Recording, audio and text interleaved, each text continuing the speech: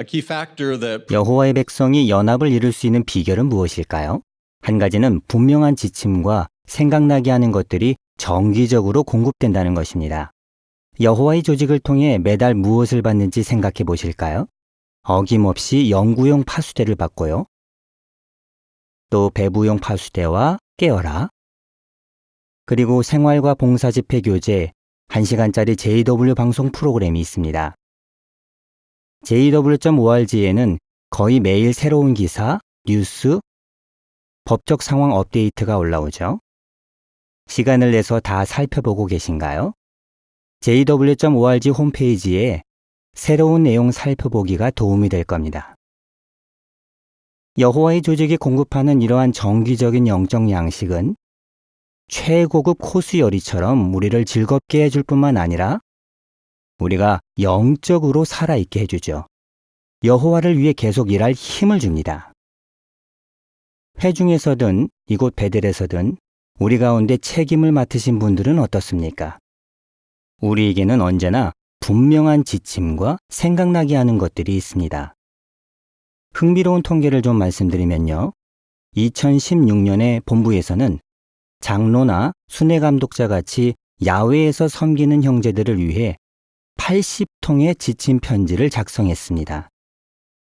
같은 기간에 90개 지부 사무실의 지부위원회를 위해서는 중앙장로회의 6위원회에서 240통의 편지를 보내 이 형제들이 연합하여 동일한 방법으로 일을 수행할 수 있도록 도왔습니다.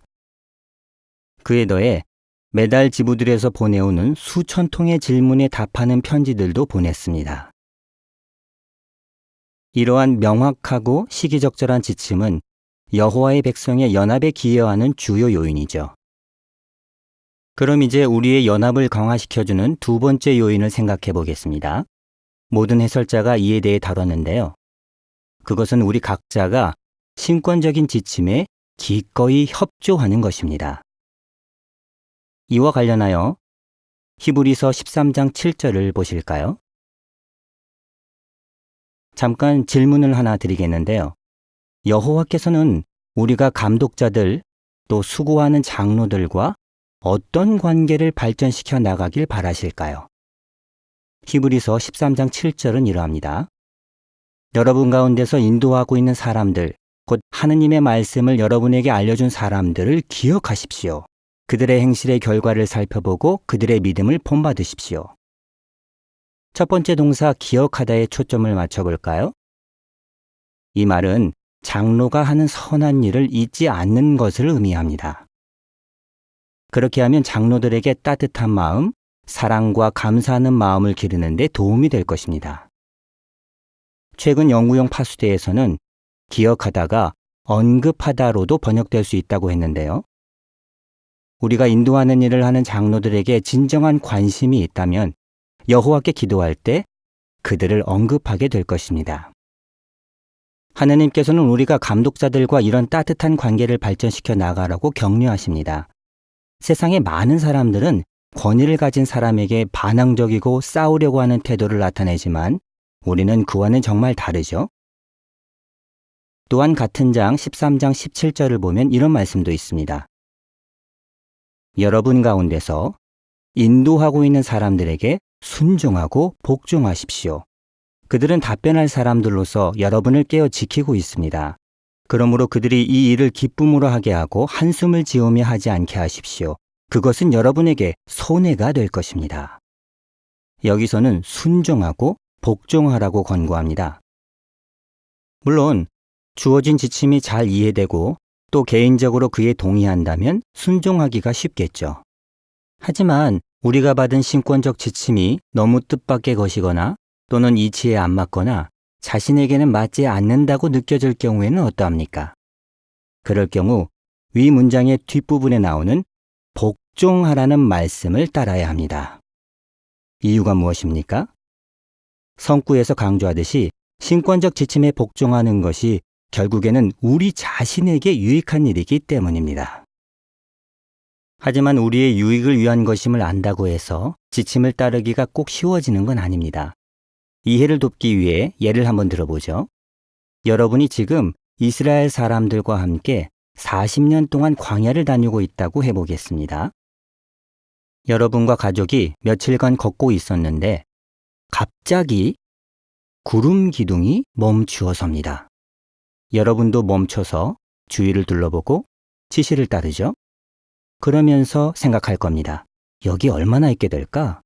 하루? 한 주? 아니면 여러 달이 되려나? 그럼 짐을 다 풀어야 하나? 하고 고민이 되겠죠. 그래서 처음에는 몇 가지만 풀기로 합니다. 그런데 며칠이 지나고 나니 필요한 물건을 이리저리 찾느라 지쳐서 짐을 다 풀어야겠다고 마음먹습니다. 그런데 이제 어떻게 될까요? 구름 기둥이 떠오르더니 움직이기 시작합니다. 이제 짐을 다시 쌀 때가 된 거죠. 신권적 지침을 철저히 따르기가 쉬울까요? 늘 그렇진 않겠죠. 그러면 이스라엘 백성은 구름을 통한 여호와의 인도에 어떤 반응을 보였을까요? 민수기 9장을 펴서 먼저 17절을 보신 다음 22절도 읽도록 하겠습니다.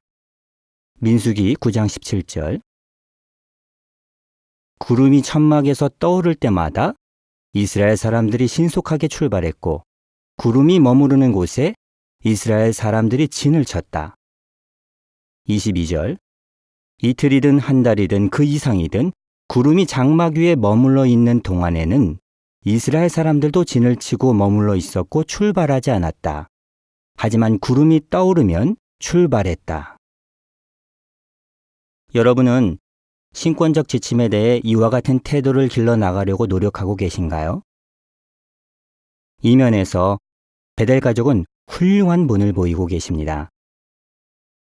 저는 이 해설을 준비하는 동안 제가 브루클린 베델에서 가까이서 일하던 감독자 한 분이 떠올랐습니다.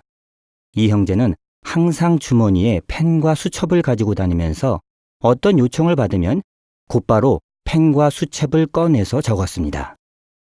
그리고 대부분의 경우 그날 일과가 끝나기 전에 해야 할 일을 다 처리했습니다. 누가복음 16장 10절에 나오는 가장 작은 것에 충실한 사람은 큰 것에도 충실하다는 원칙대로 이 형제는 행동했습니다. 그 결과 여호와의 조직에서 이 형제에게 여러 가지 막중한 책임을 맡길 수 있음이 분명해졌습니다. 이 형제만 그런 것이 아니죠. 전 세계에 있는 수많은 형제자매들은 신권적 지침을 철저히 따르는데 그처럼 깊은 관심을 나타내고 있습니다. 최근에 아프리카의 한 지부 사무실을 방문했을 때 LDC 부서 감독자로부터 그 부서에서는 일주일에 3번씩 모여서 15분 동안 LDC 부서의 지침을 조금씩 낭독한다는 말을 들었습니다. 약호를 알고 싶으시다면 DC50입니다. 왜 그렇게 할 필요를 느꼈을까요? 형제의 말에 따르면 부서 전체가 함께 인쇄된 지침을 검토하면 전 부서가 같은 페이지를 보면서 지침을 분명하게 이해하게 된다는 걸 알게 되었기 때문입니다. 또한 지침을 정기적으로 재검토하면 처음 읽을 때는 간과했던 점이나 상황이 변함에 따라 이제 더 잘 이해하게 된 점이 눈에 들어오게 됩니다. 네, 이 역시 기꺼이 협조하고 즉시 따르려고 하는 정말 좋은 본이지 않습니까? 무엇을 배울 수 있습니까? 오늘날 우리에게는 분명한 지침과 시기적절하게 주어지는 생각나게 하는 것들이 충분합니다. 여호와께서는 우리 가운데 있는 장로들을 통해 우리를 인도하고 계십니다. 그분이 우리와 함께 하신다는 사실은 낮에는 구름기둥, 밤에는 불기둥을 따르던 이스라엘 백성들과 여호와께서 함께 하셨던 것만큼이나 분명합니다. 따라서 우리의 광야 여행의 마지막 부분인 지금, 우리 모두 주어진 모든 신권적 지침에 온전히 협조하기로 결심하도록 하십시다.